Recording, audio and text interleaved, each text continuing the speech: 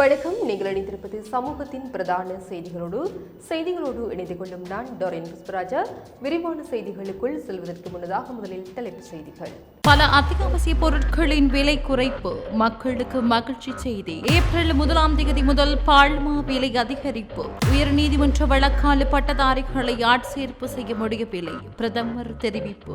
போராட்டத்தில் ஈடுபட்ட பட்டதாரிகளை சந்தித்த சஜித். திருடப்பட்ட விவசாயிகளின் உரமானிய பணம், சிக்கிய பெண் அதிகாரி. அரசு வைத்தியசாலைகளில் நோயாளிகளை பணிய கைதிகளாக பிடித்து வைத்து வேலை நிறுத்தம், சுகாதார அமைச்சர் குற்றச்சாட்டு. பச்சை குத்தினால் இனி வேலை இல்லை, இலங்கை போலீசாரின் அறிவிப்பு. அஸ்வசும நலன்புரி கொடுப்பனவு திட்டத்தில் திருத்தம். யாழில் காணாமல் போன மீனவர்களை தேடும் நடவடிக்கை துரித கதியில். துப்பாக்கிச் சூட்டில் போலீஸ் உத்தியோகத்தர் காயம், காரைதீவில் பரபரப்பு சம்பவம்.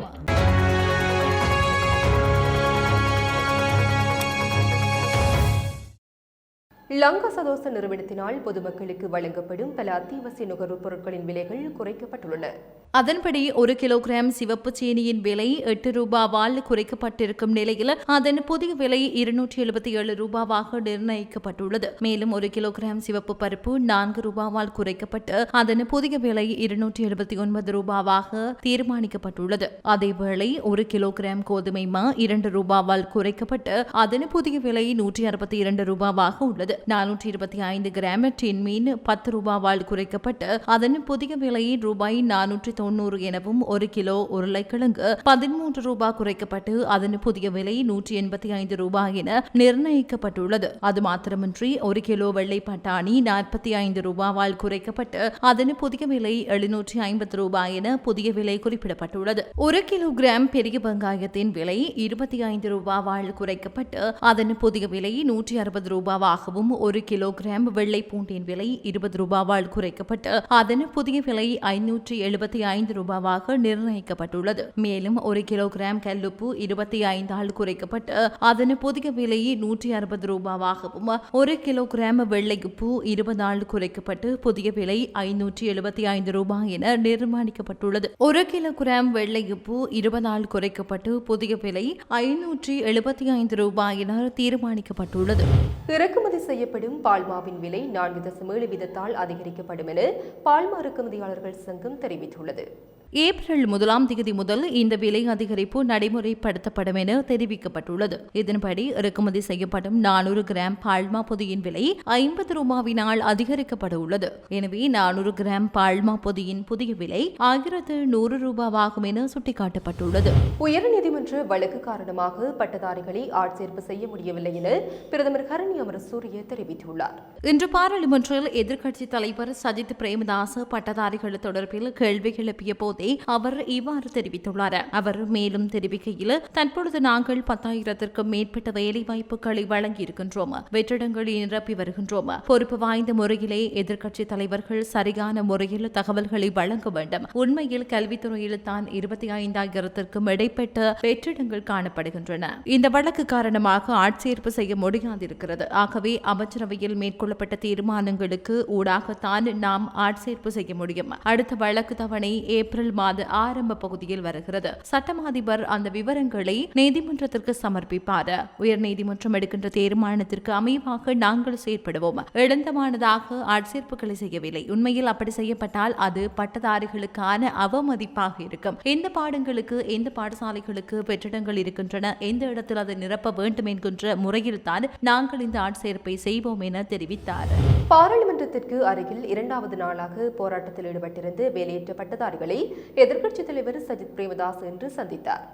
பத்திரமுளியில் உள்ள பொழுத்துவ சந்தையில் வேலையற்ற பட்டதாரிகள் போராட்டத்தில் ஈடுபட்டுள்ளனர். தேர்தலின் போது அரசாங்கம் வேலைகளை வழங்குவதாக உறுதியளித்திருந்த போதிலும் அந்த வாக்குறுதியை இன்னும் நிறைவேற்றவில்லை என எதிர்க்கட்சித் தலைவரிடம் பேசிய வேலையற்ற பட்டதாரிகள் கூறினர். சுமார் 40,000 பட்டதாரிகள் வேலையற்றுள்ளதாக போராட்டத்தில் ஈடுபட்டவர்கள் தெரிவித்தனர். இந்த விவகாரம் குறித்து பல சந்தர்ப்பங்களில் பாராளுமன்றத்தில் தான் பேசிய போதிலும் அரசாங்கத்திடமிருந்தோ அல்லது பொறுப்பான தரப்பினரிடமிருந்தோ எந்த ஒரு பதிலும் கிடைக்கவில்லை என அவர்களுக்கு பதிலளித்த எதிர்க்கட்சித் தலைவர் சஜித் பிரேமதாச கூறினார். அரசாங்கத்தால் வழங்கப்பட்டு உரமானிய பணம் சில விவசாயிகளுக்கு கிடைக்கவில்லை எனவும் அந்த பணம் திருடப்பட்டுள்ளதாக தற்போது தெரிய வந்துள்ளதாகவும் விவசாய பிரதி அமைச்சர் நாமல் கருணாரத்ன தெரிவித்துள்ளார். இன்று பாராளுமன்றத்தில் பாராளுமன்ற உறுப்பினர் சுசந்த குமார நவரத்னவினால் எழுப்பப்பட்ட கேள்வி ஒன்றுக்கு பதிலளிக்கும் போது விவசாய பிரதி அமைச்சர் இதனை வெளிப்படுத்தினார். அனுராதபுரம் மாவட்டத்தில் மட்டும் 155 விவசாயிகளுக்கு வழங்கப்பட்ட உர மானிய பணமான 29,34,310 ரூபாய் திருடப்பட்டுள்ளமை தெரியவந்துள்ளதாக பிரதி அமைச்சர் இதன்போது தெரிவித்தார். இந்த சம்பவம் தொடர்பாக ஒரு பெண் அதிகாரி இதுவரை கைது செய்யப்பட்டுள்ளதாகவும் விவசாய பிரதி அமைச்சர் குறிப்பிட்டார். சில விவசாயிகளின் உரமானிய பணம் மாயமாகியது தொடர்பாக இதுவரை குற்றப்புலனாய்வு திணைக்களத்தில் முறைப்பாடு செய்யப்பட்டுள்ளதாகவும் அது பற்றி மேலதிக விசாரணைகள் மேற்கொள்ளப்படுவதாகவும் விவசாய பிரதி அமைச்சர் மேலும் தெரிவித்தார். அரசு வைத்தியசாலைகளில் நோயாளிகளை பணி கைதிகளாக பிடித்து வேலைநிறுத்த நடவடிக்கைக்கு அழைப்பு விடுக்கும் ஒரு மோசமான நடவடிக்கை சில தொழிற்சங்கங்களால் மேற்கொள்ளப்படுவதாக சுகாதார அமைச்சர் வைத்தியர் நலிந்த ஜெயதிச என்று பாராளுமன்றத்தில் தெரிவித்துள்ளார். இதுபோன்ற நேரத்தில் வேலை நிறுத்தம் செய்வது மிகவும் நியாயமற்றது என அவர் கூறினார். சுகாதார ஊழியர்களின் பாதுகாப்பை உறுதி செய்ய அனைத்து தொடர்புடைய நிறுவனங்களுக்கும் நாங்கள் தகவல் தெரிவித்துள்ளோம். அதே நேரத்தில் அவர்களின் சம்பளத்தை அதிகரிக்க நடவடிக்கை எடுக்கப்பட்டுள்ளது என அமைச்சர் கூறினார். இந்த நிலையில் சுகாதார தொழிற்சங்க நடவடிக்கை காரணமாக வவுனியாவில் 600க்கும் மேற்பட்ட நோயாளர்கள் பாதிப்படைந்துள்ளனர். நாடளாவிய ரீதியில் சுகாதார தொழிற்சங்க நடவடிக்கை காரணமாக மருந்தகங்கள், ஆய்வகங்கள், கதிரியக்க சேவைகள், பொது சுகாதாரம் மற்றும் குடும்ப நல சுகாதாரம், கண் மருத்துவ நடவடிக்கைகளில் ஈடுபடும் சுகாதார பகுதியினர் பணி பகிஷ்கரிப்பில் ஈடுபட்டு வருகின்றனர். இதன் காரணமாக வவுனியாவில் பொது வைத்தியசாலைக்கு கெப்பிட்டிக்குள்ளாவ, பதவியா உட்பட தூர இடங்களில் இருந்து வரும் 600க்கும் மேற்பட்ட நோயாளர்கள் மருந்துகளை பெற்றுக்கொள்ள முடியாமல் திரும்பிச் செல்வதை அவதானிக்க கூடியதாக உள்ளது. அத்தோடு கெண்ணியாந்தள வைத்தியசாலையில் துணை வைத்திய நிபுணர்கள் அடையாள வேலை நிறுத்த போராட்டத்தில் இன்று ஈடுபட்டனர். இதன் காரணமாக நோயாளிகள் பல்வேறு அசௌகரியங்களுக்கு உட்பட்டு ஏமாற்றத்துடன் வீடு சென்றதை அவதானிக்க முடிந்தது. அதேபோன்று வெளிநோயாளர் பிரிவுக்கு சிகிச்சை பெற வந்த நோயாளிகளும் மருந்துகளின்றி வீடு சென்றனர். விடுதியில் இருந்து சிகிச்சை பெற்று வீடு திரும்புபவர்களுக்கும் மருந்துகள் வழங்கப்படவில்லை. அதனால் அவர்களும் ஏமாற்றத்துடன் வீடு காணக்கூடியதாக இருந்தது. உடலிலெங்கும் பச்சை குத்திக் கொண்டிருப்பவர்கள் போலீஸ் துறையில் வேலைக்கு தகுதி பெற மாட்டார்கள் என தலைமை போலீஸ் பரிசோதகர் மனோஜ் சமரசேகர குறிப்பிட்டுள்ளார். உடலில் பச்சை குத்திய ஒருவர் தனது முதுகலை பட்டப்படிப்பை முடித்து ஆயுத படைகளில் பணிபுரிய விரும்பினாலும் அவருக்கு அந்த வாய்ப்பு கிடைக்காது என அவர் மேலும் சுட்டிக்காட்டியுள்ளார். உடலின் மிகப்பெரிய உறுப்பு தோல். அந்த தோலை அளிப்பது நல்லதல்ல. நாம் இது தொடர்பில் ஆராய வேண்டும். எனவே பல்கலைக்கழகத்தில் முதுகலை பட்டம் பெற்றிருந்தாலும் உடலில் பச்சை குத்தி இருந்தால் எந்த ஆயுத படையிலும் இணைய வாய்ப்பு கிடைக்காது என அவர் சுட்டிக்காட்டியுள்ளார். அஸ்வசும நலன்புரி சலுகைகள் கொடுப்பனவு திட்டத்தில் திருத்தம் செய்வதற்கு அமைச்சரவை ஒப்புதல் அளித்துள்ளது. அமைச்சரவை முடிவுகளை அறிவிக்கும் ஊடகவியலாளர் சந்திப்பில் கலந்து கொண்டு உரையாற்றும் போது அமைச்சர் நலிந்த ஜெயதிச இந்த தகவலை வழங்கியுள்ளார். இதற்கமைய இந்த திட்டம் எதிர்வரும் ஜூலை 1ஆம் தேதி முதல் செயற்படுத்தப்படும் என அவர் குறிப்பிட்டுள்ளார்.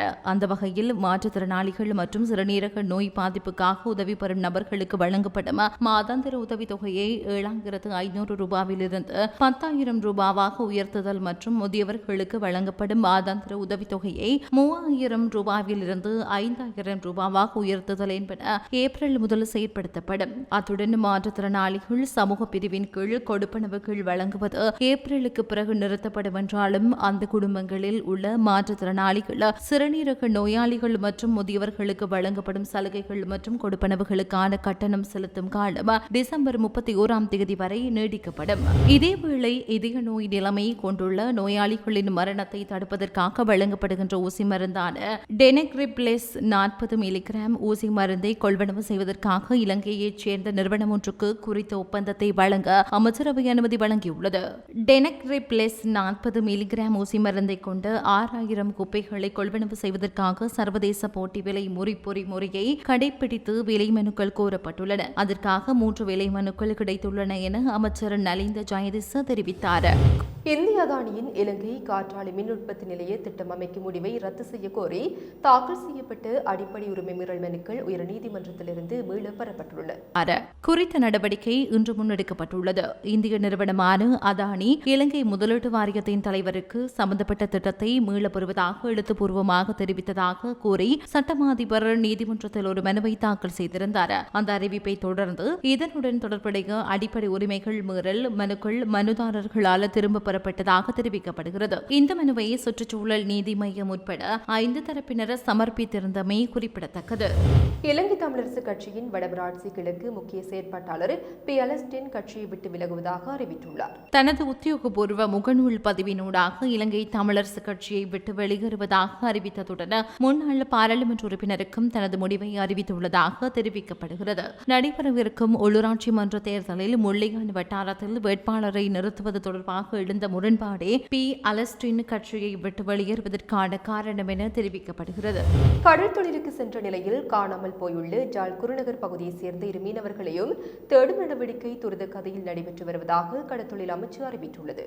குறித்த மீனவர்கள் காணாமல் போன விடயம் தொடர்பில் கடற்படையினர் மற்றும் சம்பந்தப்பட்ட திணைக்களம் பிரதானிகளுடன் கடற்றொழில் நீரியல் மற்றும் கடல் வளங்கள் அமைச்சர் ராமலிங்கம் சந்திரசேகர் அவசர கலந்துரையாடலில் ஈடுபட்டார். அத்துடன் காணாமல் போயுள்ள மீனவர்கள் தொடர்பில் தேடுதல் உடன் ஆரம்பிக்குமாறு ஆலோசனை வழங்கப்பட்டது. இதற்கமைய தேடுதல் இடம்பெற்று வருகிறது. 46 வயதுடைய விமலேந்திரன் ஞானராஜ், 54 வயதுடைய பூலோகதாசன் ஆகியோரே கடந்த 15ஆம் தேதி ஊர்காவல்துறையிலிருந்து கடற்றொழிலுக்கு சென்ற நிலையில் காணாமல் போயுள்ளனர் என்பது குறிப்பிடத்தக்கது. கைத்துப்பாக்கியை திடீரென வெடித்ததில் காயமடைந்த போலீஸ் உத்தியோகத்தர் கல்முனை அஸ்டப் ஞாபகார்த்த வைத்தியசாலையில் சிகிச்சைக்காக அனுமதிக்கப்பட்டுள்ளார்.